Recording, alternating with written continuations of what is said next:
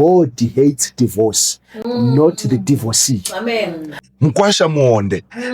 Anoramba chingojikiwa so. There are people who are still stuck on an ex-boyfriend or girlfriend. Amen. And they are failing to see that God can give you a better one. A lady will understand you better than the one you lost. Hey. The problem of a black child is that parents educate their children as an investment for the future.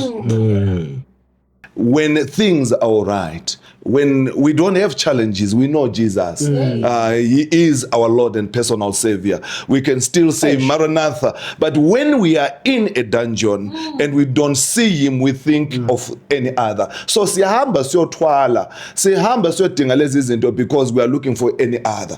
Tired of being in the cemetery every month, burying a loved one this month, burying a loved one next month, and sometimes it's issues that have to do with the witchcraft and powers of darkness.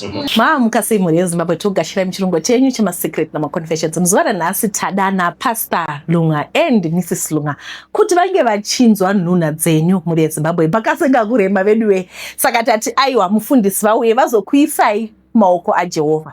Pastor and Mrs. Lunga, welcome to this episode.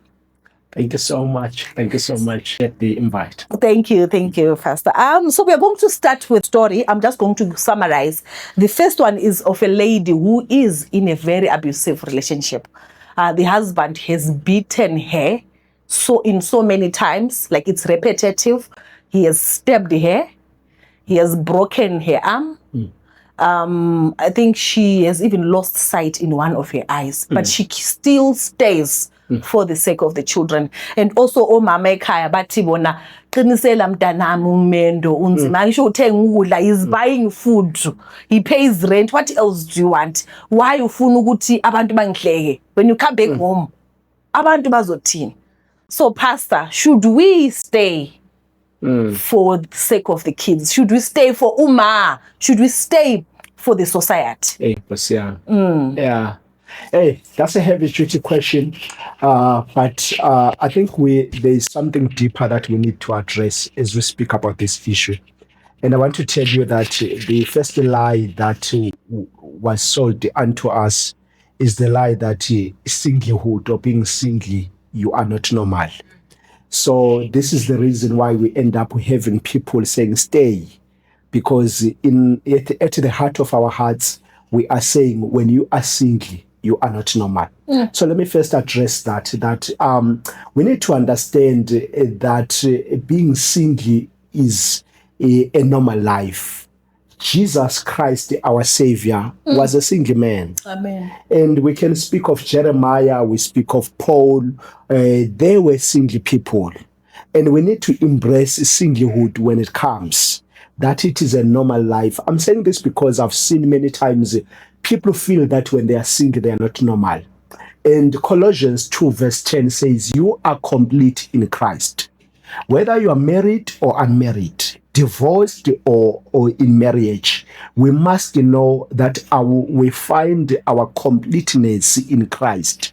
And when we find our completeness in Christ, then we will not make a mistake of thinking that we are completed by another human being. Because alone, before you meet your spouse, you are complete in Christ. So we need to understand that and appreciate that, so that when we find ourselves in a toxic marriage, we can live and still know that we are normal.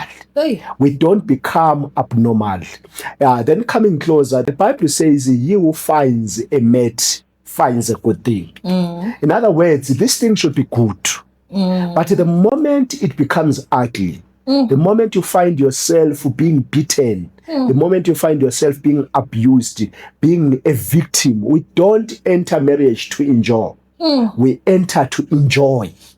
So the moment this good thing becomes ugly, there is no reason to stay for whatsoever reason, either for children or for financial benefits. It's no longer a safe ground for you to stay. And the last part that I want to address is that research has proven that many times when a lady says, I want to stay for the sake of my children in an abusive marriage, what she is forgetting is that abusive marriage is destroying the children. They will rather grow in a safe space with one parent than to grow in an environment where they see their mother beaten every day. Those children become hooligans and they have what is called a wounded soul. And guess what Proverbs says? Proverbs says, a wounded spirit who can bear. So in other words, you would rather live for the sanity of yourself and for the sanity of your children. Because if you stay 10 years down the line, those children will be hooligans in the society. And then we ask, where did it go wrong? It went wrong when you stayed in that relationship and you destroyed the emotions of your children. Hey, yeah, maybe we can just check the root cause of this marriage that we have nowadays, whereby you find a lady staying in a toxic environment. Most of the reasons why they stay in a toxic environment is because we've been told as ladies, stay in your marriage. We've been told as ladies, please usatinyadzisa gara mumusha wako. So what I've realized, Mina, I've never seen, when people are preparing to be married, I've never seen a man, like a boy, being set there with the elders and being told, tokumbira ubate mwanasikana this way. Men are never taught how to present themselves in that marriage, but it's always on ladies. So I think we need to balance this thing because it has gone for too long and we cannot sit and watch it happening. It cannot be business as usual. So we need to change the way we address our newlyweds or just before they get married. Men as well should be sat down with, ladies as well should be sat down so that we all come to the party with the same mind. Amen. This at the time I was talking to my husband, so we used not to agree. You understand? When we got married, life was not easy. We were not, you know, when you get married, you're thinking it's going to be a bed of roses and all. So once upon a time, my husband told me that, you know what, whenever I would attend these bachelor's parties, we were never taught that you be a good husband. Do the all we were told was sleep with that woman, sleep with her. It was the sleeping. So our society, whenever they're talking to the boy child, they're saying sleep with the woman. Make sure that you sleep. Ensure never not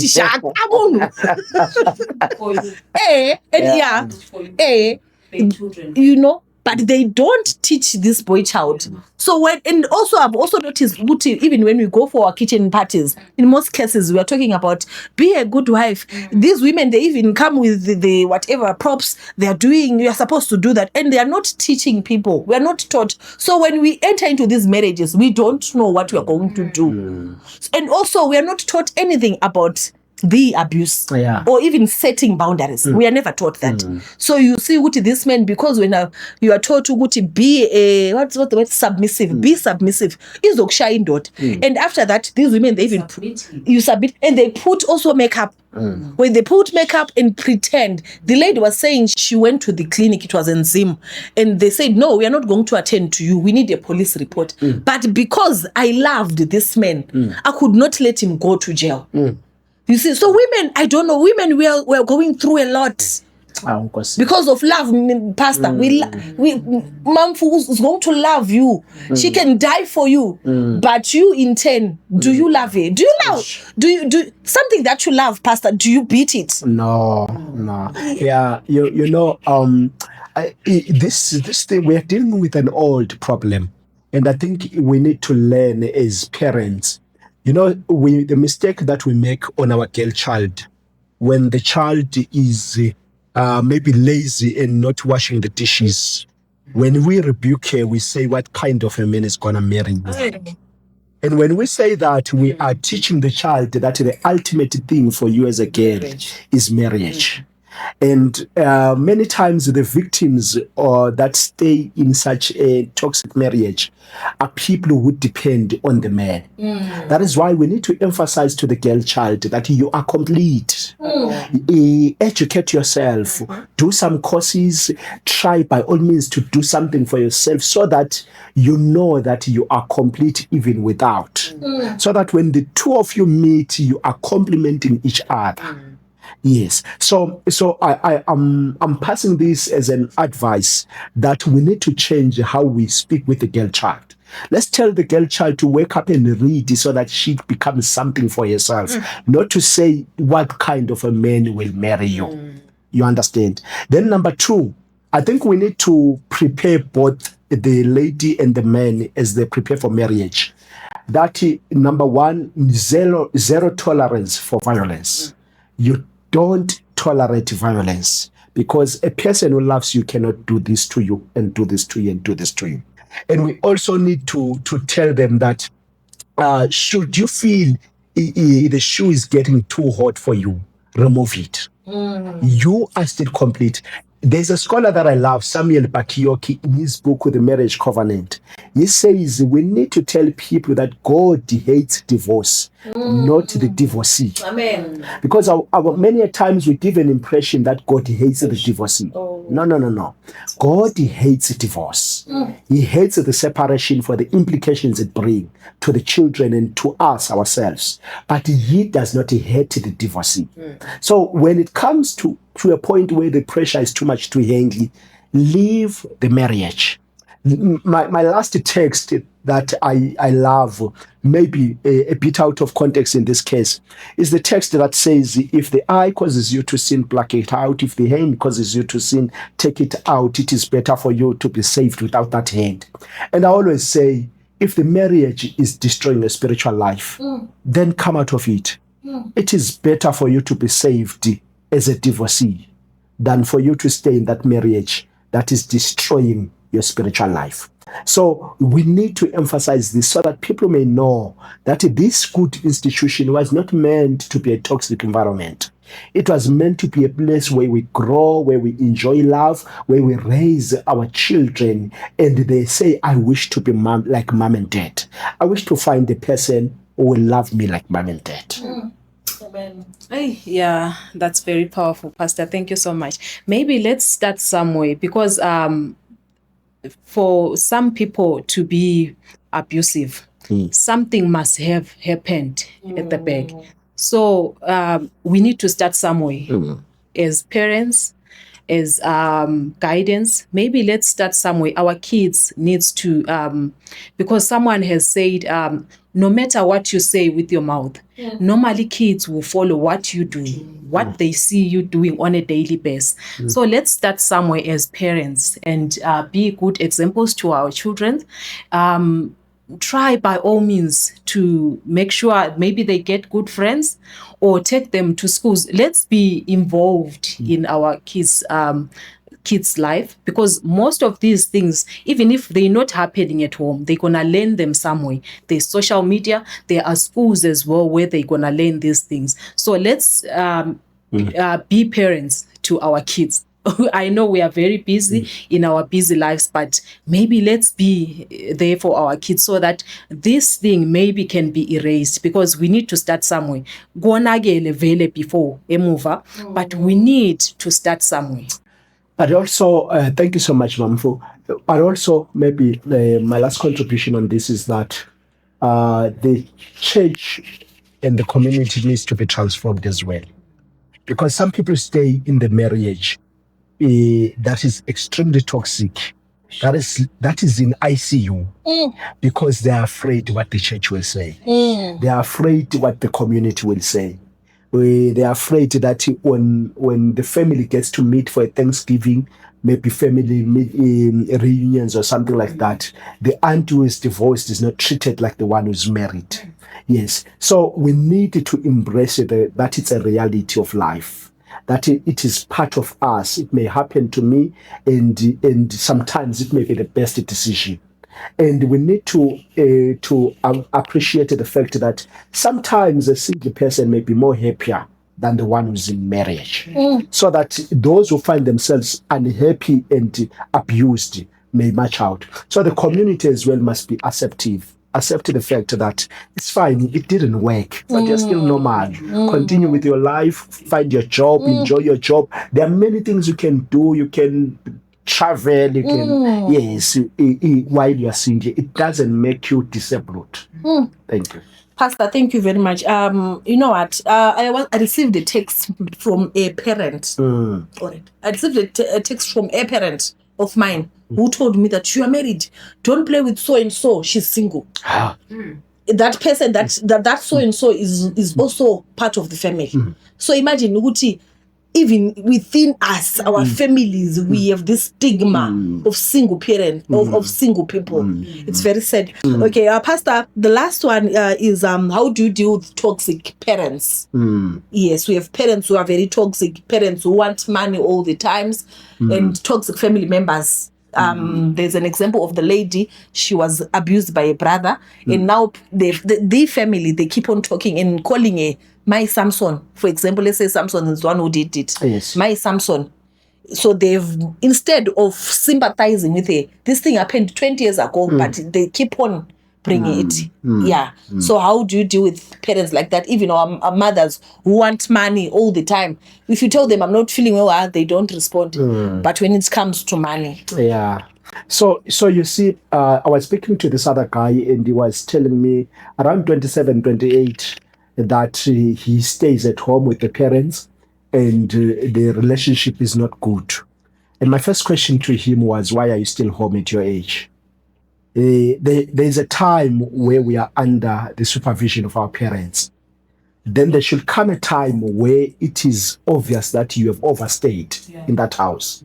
You should leave, especially as a young man or a young lady. Not the mistake that we do is that many times we leave because we are married. And if marriage delay is coming up to 35, you're still home, you're already, or you have already overstayed there. So, number one thing that we should know is that there should come a time where we leave our being under our parents. That is the first step towards or dealing with this thing.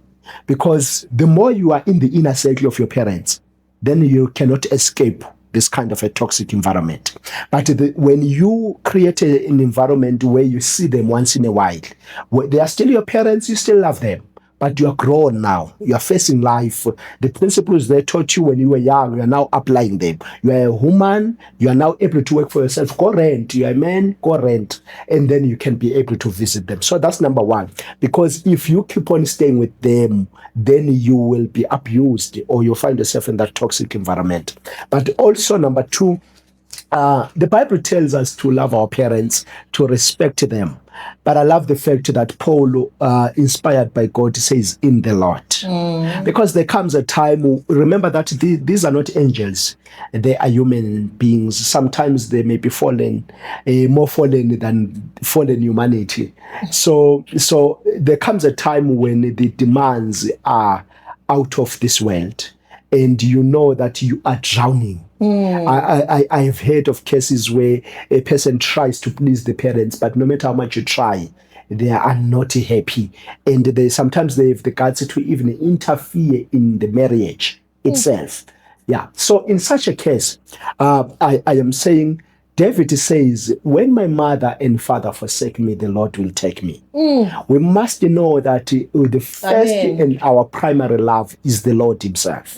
Because there may come a time when our mothers are not so motherly and our fathers are not fathering. Let us remember that we can break these earthly ties, painful as that may be, and we look to the Lord. He will take us. Powerful. Powerful.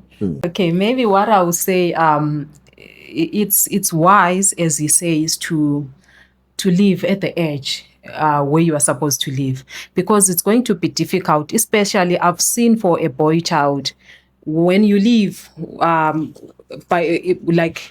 the time of marriage, it's difficult because the person who is in your life now becomes the one who is wrong. Like they put the blame on that person, because now you've got Usihle, she's the one who is making you to leave us as a family. You're no longer going to take care of us. So it's always wise to have that angithi the Bible says like it's on the marriage that's when the Bible says you need to leave your mother and your father, but as well before that you can still live and be independent on your own, to show them as well, because angithi umntwana uyakhitshwa ebeleni, you can't be breastfeeded forever, you need to leave them. Mindful, what you are saying, in our African culture, most of the times, I met a friend of mine, she's around 38, 39. Yeah.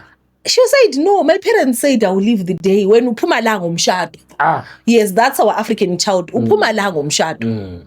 Our African culture. So it becomes difficult. We don't allow kids to just go. But like Pastor is saying, it's okay for you to live. It's okay to love people from a distance. Yes. If they are if they've got so much control. Yeah. It's difficult. I don't want to lie. I'm not going to go personal into this because people say you like to share a lot.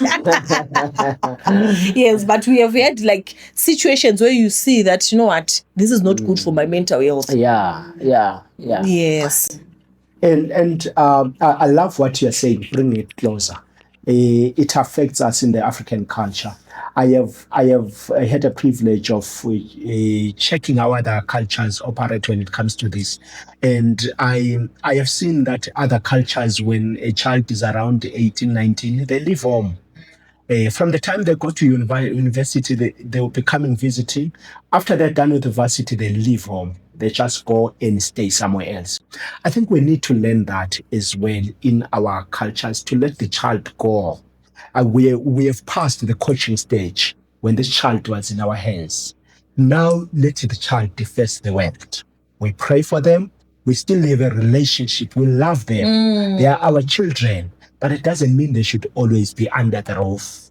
They can go and rent an apartment and stay there, so that we can check, is he able to live without us? Because remember, one day we will not be around. Yes, one day we may not be around. And also, lastly, let us remember, our duty is to love people, but it's possible that that love may not be returned. That is why we should be more anchored on the love of God. I always pray that people be anchored on the love of God, because even those close to us, they may wake up not loving us, or may wake up jealous of something that God has blessed you with. So in such a case, we can only find the sanity in the fact that God loves us. Amen. Amen, Pastor. I think we are going to ask Pastor Swenke on the revenge part. When you spoke of the issues of, I felt I could get in. I think what came into my mind was that the problem of a black child is that parents educate their children as an investment for the future. And then when they grow up, they must always be here so that they receive the black tax. So when they go away, for a black parent, they feel it's a loss. It's a loss because they never invested in themselves. They invested in the life of a child. So when a girl child is married, that's why you will hear them in Shona saying mkwasha muonde anoramba chingojikiwa so they are also saying you will always be around. We will always milk you. So I think we need to come to a point, number one, that the parents should let go. Yeah. The problem of our parents is that letting go is not easy. I have a girl child, and I'm thinking it's my Those are my cows. Those are my cows. Come on, and somebody just comes and messes up with my cows. But also I have a dream with this child that when they get educated, you'll hear parents, especially men, saying, vanochengeta vana baba nemusha vanasikana. It's a girl, and then these are taken away from us, and it's not easy to let go. But I think I'm here from a father point of view to say, let us learn to let go. The moment maybe we also believe there is no any other man who can keep my child the way I do. But let us learn to let go and let our children make the mistakes that we made ourselves, so that we can now start coaching and mentoring from a distance and give a space of growth. I think that's what I want. I don't know, Mfu, whether you would want to say No, something. You nailed it, Mfundisi. As you were speaking, I was thinking of God the Father himself.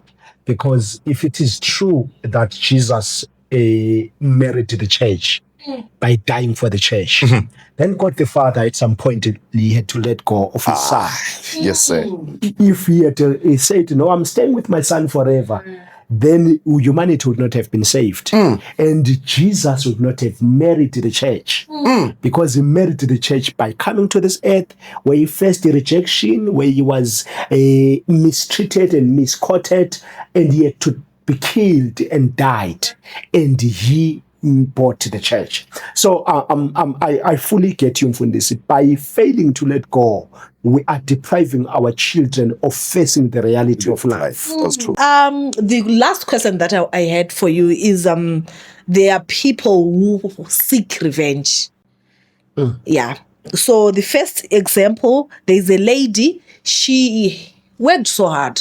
She raised about 150,000 rand. Then she says after raising this money, there was a guy who she was involved with. So, you know, women, they talk. She told the guy, I've got such amount. I want to buy a car. The guy said, give me the money. Then from there, the guy disappeared with this money. This lady, she sells at a market. She's not someone with a good job, but she's someone who works very hard. Yeah. So now she started saying, my sister, please help me. I know you know a lot of people. I need to go to a nganga. That's can I help me to get my money back? She had done it before. She went to Zim. She spent about $1,000 on this nganga. And the money never what? Never came back. So, and then now my question is, when unfortunate events happen to us, should we seek revenge in cases like this? There's another lady again, she's putting pressure. She said someone wants to take their plot. So she wants a nganga, even in Mozambique, that one she wants Mozambique, to deal with that person.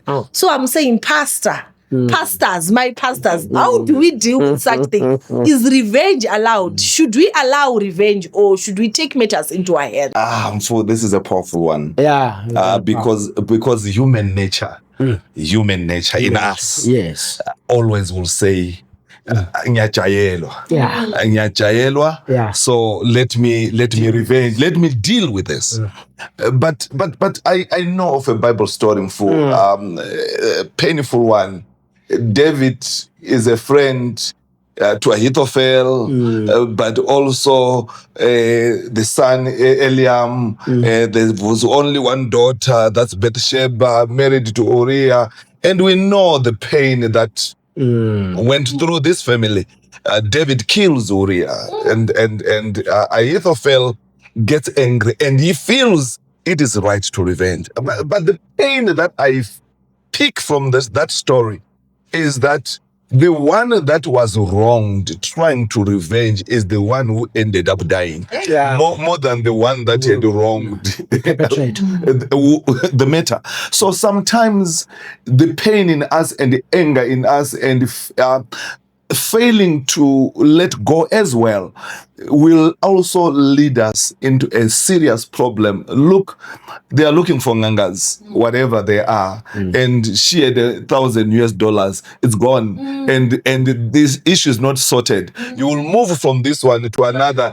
You will also waste more than 150,000 trying to fix, to recover the 150, and you waste more.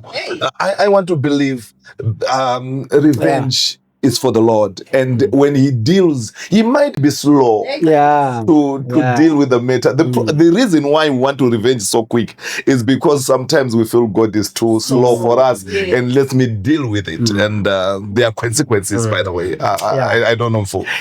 And you know, one thing that I pick from this is that our problem as humanity, Mfundisi spoke about human nature, is that we forget the inner man.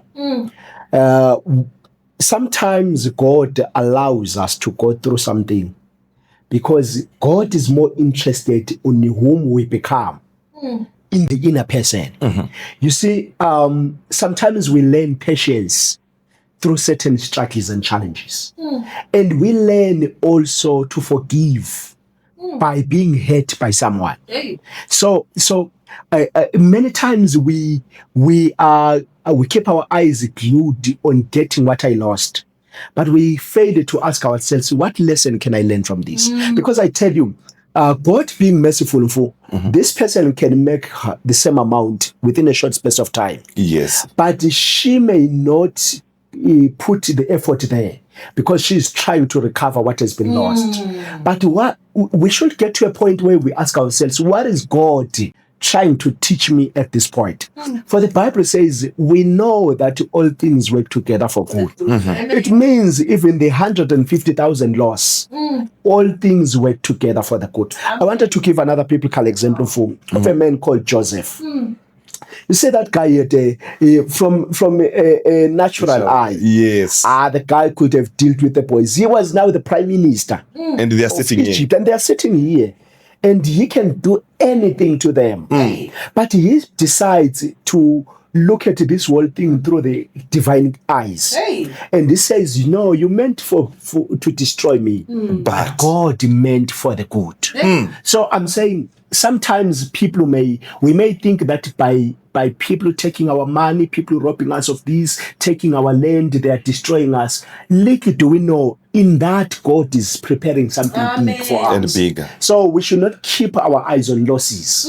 We should keep our eyes on what God will give us after the losses. It will help us to forgive. It will help us to move on. There are people who are still stuck on an ex-boyfriend or girlfriend. And they are failing to see that God can give you a better one. A lady will understand you better than the one you lost.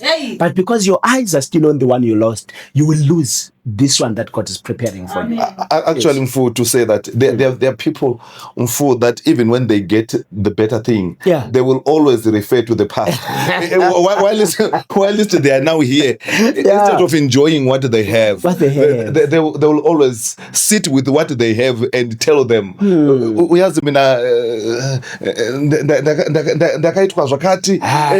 all the time, instead of enjoying this, you always look at what happened in the past. I think it is important for us to let go. It's 150,000. It's gone. But one thing that I always tell people, if you steal from me today, when you will use the 150, and it's no longer there. But Mina, I worked for it. I still have the energy. I know how to get the 150. I know. When you don't know, you have eaten it and it's gone. And that's deep. But I still have the brains. I still have the brains. So instead of chasing the past, I will concentrate in digging more gold because I know I have the brains and God has given it to me. Pastor. I think Mahatma Gandhi said, when you forgive, you are setting the prisoner free. And you realize that the prisoner was you. So sometimes for your peace, because you will die young and you will fail to make more money because you have tears in your eyes. So we need to forgive for ourselves. We need it. We need to tell ourselves that, you know what, for my sanity, I need to let go. I need to forgive. Not because they are weak. It's not because they're weak. Pastor, as we are talking about this 150,000, it's like, God has got a way of making you see things that you don't know. So this lady, she lost the 150,000, like I said. And I think, like you said, God has got a way of, you said all things work together. So this lady has never met me. She's seen me on YouTube, but she never met me. Then she calls me, she tells me a story. And she's telling me a story, she's looking for a what? For a ngang. And unfortunately, this lady is an Adventist. Okay. And I told her that when now you're an Adventist, I am not going to give you that number. I am not going to give you this number. But what I can do is, I know somebody, I know a guy who can get you a better car. Yes. This lady says, don't tell me. I said, no, let me tell you. I know of a guy. Yeah. Let's pray that you make more money, like Pastor said. You've got the brain. Yeah. Let's make more money and you're going to get it. Pastor, if I had my phone, I was going to show you. This lady, you know what she did? Yeah. Pastor, this lady worked. Then she said, I saw a car. It's a... What? It's a Ford Ranger. I want a Ford Ranger. Yeah. She sells tomatoes. I want a Ford Ranger. I have such amount. I said, no, it's not enough. Work more. She worked more. She saw the car. It was 250,000. She calls and say, Glory, I got the money. We have never met. Yeah. She deposited the money. She trusts you. She trusted me that much. And I don't want to lie. The car was bought where? In PE. The car, we got it. I said, this time, I promise you, I'm going to get you a car. Me. I think it's God. It's God who directed it. Then the car was bought in PE. And Mr. Lunga went all the way. He drove back with the car. He came and gave her the car. She's driving the car right now. So you pastor, like you say, sometimes you waste more time looking for the ngangas instead of what? Of working more so that you can raise that money that is gone. Right now, she's happy. She lost 150. Yeah. And she's driving at 250. I'm trying to say, when we focus in better things, God will not allow us to lose 150 and give us 150. No. Or 100. No. Our God is bigger than that. Yeah. He had given you the energy for 150. Yeah. So he is so powerful. Yeah. He owns everything. And with the 150, she would not have got the Ford Ranger. Just imagine a woman would sell tomatoes. We have never driven a Ford Ranger. And we can't afford it. But when God opens and you are forgiven, you are now freeing yourself and you are now focusing for better things and you drive better things. And the one that ate the money is still struggling, trying to understand his own life. He will never have a better life. His life is going down, but it's not a nganga. When God now deals with the man, you will understand. I don't know. Let's put theology in this. You're tempting me. You see, when God's son died, it appeared like he was lost. Yes. In the kingdom of darkness, the devil and the demons were celebrating. It seemed like it was a loss for God. Yes. To a point that even the earth protested. The Bible says there was an earthquake, blah, blah, blah. The sun went dark because it was a loss for God. God had only one son, and that one son died. But when he came out, God, he had many sons. Because he says, I am going to my father and your father. So by that loss of Mfundisi, God gained more. And this is what the pastor is saying. That if we understand how mighty God is, the 150 that you lose, you will not give you 150. No. He will give you more than 150. That loss becomes number one, an experience you have gained. But in the end, also, he restores. Joel 2 says, he restores what the locusts have devoured. I mean, we need to pray for those ladies who are going through. There's a lot of people, not ladies only, people are going through a lot. People who are suffering. People who are suffering spiritually. Most people, they complain that there's these things that he is using them at night. What. There's a lot of people who also are into witchcraft. Like they were born and they just found themselves they're into witchcraft. Then there are also people who are trying to get out of spiritualism. Then there are also people who are trying to get out of ugutwala past. People, they send messages and saying itwele, and I don't even know how to get out of this. So maybe before we go, we can just pray for those people. Yeah. I know of a Galilean prophet who said, come unto me, all you labor and are heavy laden, and I will give you rest. What he was saying is that at some point we do get tired. Yes, that's true. We do get burdened. And in the world we live in, I think we can testify that he was right. We do get burdened by family issues, squabbles over inheritance, blah, blah. We do get tired of unemployment. Maybe you've gone for a long time working in the valley of unemployment. Sometimes we get tired of being in the cemetery every month, burying a loved one this month, burying a loved one next month. And sometimes it's issues that have to do with the witchcraft and powers of darkness. He knew that at some point we do get tired. I remember the story of a lawyer. The guy had graduated in university, got married, bought a new car, bought a new house. And one day he came home and wrote a letter to his wife and said, "Forgive me, sweetheart, for taking my life. I'm just tired." He was tired. So my message as we pray is that we can only find rest in Jesus. Amen. When you are burdened and heavy laden, we can only find rest in Jesus. Let's pray for us. Before we pray for, you see, your problem is that always you become theological, and you tempt me as well.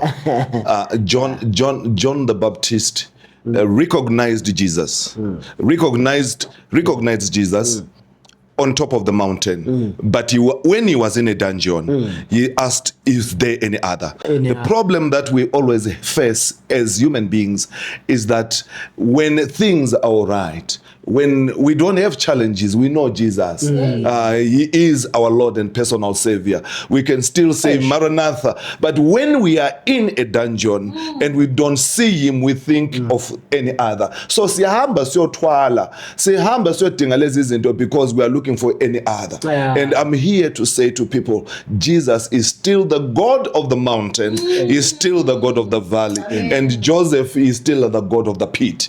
He can also be able to pick us there and also place us in a better position. And you can pray for us in full. Let us pray, friends. Dear Father in heaven, we are praying for your children who have taken time to write, to underglow on their issues that they are going through on this channel, Dark Secrets. We pray, therefore, dear Father, that you are able to read our hearts and to fight for us. I pray for everyone under the sound of my voice. I pray for everyone who has taken time to write their challenges in the name of Jesus. May they find healing. May they find deliverance. May they know that God is our God is a victor and we cannot be victims, because you have promised us that in Jesus we are more than conquerors. Thank you, Father. Fight for us in our deep challenges and deep secrets, and may we testify of your goodness in Jesus' name. Amen. Amen.